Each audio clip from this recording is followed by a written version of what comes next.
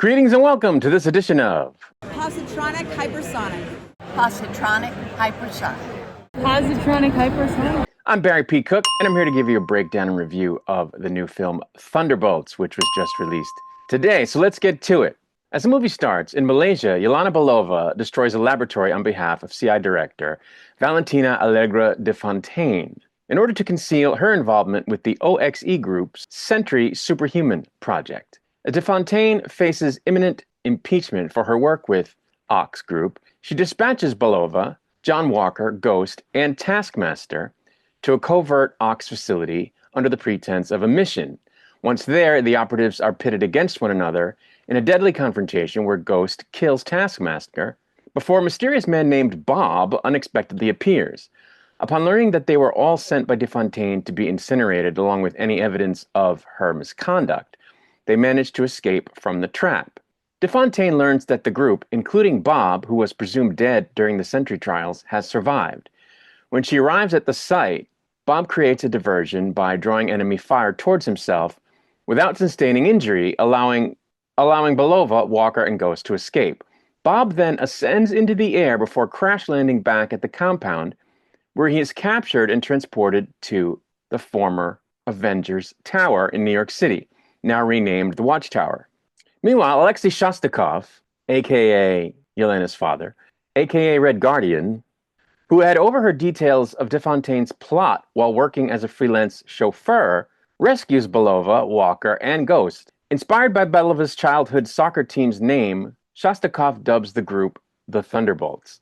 The Thunderbolts are pursued by De Fontaine's agents before they are ultimately apprehended by Bucky Barnes, who intends to have them testify in the impeachment proceedings against De Fontaine. Upon learning that Bob was a subject of one of De Fontaine's top-secret experiments, Barnes joins forces with the Thunderbolts to head to New York to infiltrate the Watchtower. The Thunderbolts discover that De Fontaine has turned Bob into an immensely powerful superhuman known as the Sentry, who easily overpowers the team and forces them to retreat. As the Sentry develops a godlike delusion of superiority over even the Avengers, thanks to De Fontaine, he turns on her. However, her assistant, Mel, incapacitates him with the fail-safe kill switch. This, however, triggers the emergence of the Sentry's destructive alter ego, the Void, who begins turning everyone in his vicinity into shadows and engulf New York City in supernatural darkness. Knowing that the only way to stop the Void is from within, Yelena enters the Shadow Realm to reach Bob's consciousness. There she faces her own haunted past as a Black Widow and finds Bob hiding in a mental construct of his childhood bedroom. They're soon joined by the Thunderbolts, and together, they travel back to the memory of Bob's initial experimentation in Malaysia. The Thunderbolts confront the Void, but are swiftly overpowered. As the struggle threatens to fully consume Bob, the team intervenes, affirming their belief in him. Their solidarity empowers Bob to regain control, overcoming the Void, as light and normalcy is returned to the city. With the threat neutralized, the Thunderbolts prepare to apprehend De Fontaine. However, she manipulates public reception by staging a press conference in which she rebrands the Thunderbolts as the new Avengers. And then in a post-credit scene, the new Avengers and Bob discuss ongoing problems in outer space when they receive a distress signal from space, and then examine some satellite footage, which reveals an enormous spacecraft heading towards Earth, emblazoned with a large 4 emblem. And that was the total end of the film there in the post-credits. So that is a pretty basic breakdown of the plot. There are a lot of moments that are not detailed therein, which you have to see in order to get the full picture of what this movie represents. And to my mind, what it represents is a really great story about the human condition, about the dealing with and overcoming of trauma and self-doubt and things of that nature. And to me, great stories are the ones that deal with these things. It's why I was so in love with Star Trek The Next Generation and why I really liked Star Trek Deep Space Nine and Star Trek Voyager. It's why I really liked the original series Star Trek movies. And it's why I've liked so many other films and shows in the past, Buffy the Vampire Slayer being one of them. I could rattle off a list. So I really enjoyed this movie because of that. And this isn't to say that it's a big mope fest. It isn't. There's a lot of great, great humor in it. There's a lot of great action in it. It's just that all of those elements are surrounded by a story that ultimately is about rising above your self-doubt and the damage that past traumas have done to you. And it comes through in large part because of the characters Yelena and Bob, but also Red Guardian, though it also comes through with the John Walker character, the bargain basement Captain America, as it were. And so I really enjoyed all of that. As I said, there's a lot of humor and a lot of action, and all of that stuff was very well done and worked very well. So I enjoyed the hell out of that. So for me, the whole, kit and caboodle, the way they wove it together and balanced it out in terms of tone, really, really worked. And I just enjoyed it a great deal. Florence Pugh in this film is a revelation in acting. She's just fantastic. The same can be said of David Harbour. He just nails it. And, that's not a surprise because he nailed it in The Black Widow. He was great in that.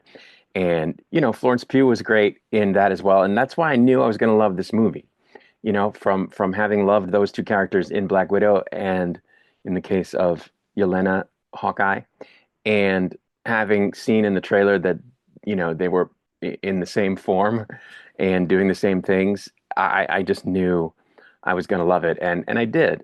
So I would say definitely go see it. It's just a really enjoyable film that has something to say and that will make you laugh as well. I do, however, want to say that I don't think it was a perfect film. I don't think it was a 10. The interesting thing about that is I apparently am in agreement on that particular rating with Mr. Matt McGloin over at Cosmic Book News. But of course, Matt only gave it an 8 instead of a 10 because he found all of the human condition stuff and the trauma stuff to be unnecessarily woke and to be stuff that, in his words, bogs down the movie, which of course is 100% ridiculous. It's the whole point of the movie. It's the whole part of the movie that makes the movie great. He also said that there was cringe dialogue, and I have no idea what he's talking about. But that's okay because neither does he. Other usual suspects, Critical Drinker, Gary over at Nerdrotic have also shit on it. In the case of Gary, again, it's because he doesn't understand that all great art is going to speak to us on a level that connects with our humanity and that explores the human condition and helps us understand the human condition, which this film does in spades, which Black Widow did in spades, which The Usual Suspect also shat all over for that reason. The crazy thing about that is when Deep Space Nine was doing this stuff, Star Trek, when TNG was doing this stuff in the late 80s and early 90s, they probably loved it. And I say that because I know them to be people who talk about how much they used to love Star Trek. So what's the difference? Well, the difference is in the late 80s and early 90s, no one was out there telling them that all this emotional stuff, this human condition stuff, was woke garbage. But somewhere back around the time that Disney started to have political leanings, as well as other companies, people started to lash out against that because of their politics. And so now anything that Disney does can't be good, right? Because Disney is the company that has leftward political leanings. So you have to shit on it. It's a requirement. And so that's why people like Matt McGloin and Gary and Critical and Dichter, Von Doomcock will shit all over these things and do shit all over these things because they're children who don't understand that this is what makes art worthwhile and that they're only hating on it because they don't like gay people, they don't like women in prominent roles, and they don't like people of color in prominent roles, unless within those prominent roles they behave in ways that they think are acceptable for those types of people to behave. And so, or they do realize it and they can't step out of the box to admit that something that contains some or all of those things is actually good when it is, because their audience would leave them in droves. And it's just sad. Anyway, I don't think this was a perfect movie. I think that it took much longer than it should have for them to get to the part where Sentry starts attacking New York. I think that part of the movie where he becomes an actual threat felt a little tacked on because they couldn't resolve it in a time frame that was longer than the time frame they resolved it in, because the movie would have gone into 3-hour territory. And I don't think they wanted to do that. It's 2 hours and 6 minutes as is. So the acts felt imbalanced. The overall film felt imbalanced because there was a lot of, I don't want to say build up, but there was a lot of pre-conflict stuff that happened, all of which, by the way, is great. I loved all of it. I thought it all deserved to be in the movie. I don't think it bogs the movie down at all. I don't think it's wasted time at all. It's all great stuff. I loved every second of it. But when they then didn't do what they needed to do and take the movie into 3-hour territory in order to make the actual conflict with the Void seem substantial, they dropped the ball and they made the movie imbalanced. So I can't give it a 10. I also wasn't 100% clear on DeFontaine's motivations outside of just wanting to amass power, which I suppose is a perfectly good motivation for a villain in a film, but that isn't the character that I thought she was up to this point, so maybe I missed something. But it just seemed odd that all of a sudden she was interested in amassing huge amounts of personal power.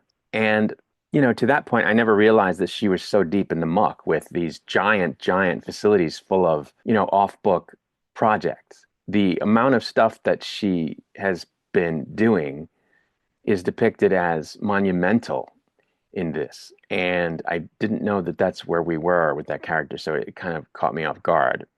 Of course, there was a bit of a retcon wherein the name of our team of heroes, Thunderbolts, comes from Yelana's childhood soccer team, which of course is not how it was in the comics. But I don't think that took away from the movie. I just thought I would mention it because it's kind of funny. I also didn't love how in the end, Bob is just left to his own devices. He comes back to himself. He separates from the Void, and he's normal again, at least as far as his personality, and no longer a threat. But he's just allowed to be a free person, and I didn't think that made sense. I thought that they would have had to deal with him in some way to keep him from turning into the Void again by sealing him away in some kind of place where he couldn't get out, you know, sedated, until such time as they figured out how to help him not be the Void anymore. So I thought it was weird that he was kind of just let loose. I don't know, maybe the theory was that as long as he was with the Avengers, they could contain him. But I don't know. And that didn't make sense to me. So not a perfect 10, but definitely an 8. And I can't stress enough how great the scenes are in this movie where they deal with personal trauma and then rise above it and lean into their humanity in order to save the day. I think it was just great stuff. And you should go see this movie. And I'm looking forward to the new Avengers, big time. Anyway, that's all I have to say. So I'm going to get out of here. I will be back with another video soon. Until I return, I wish you peace and long life.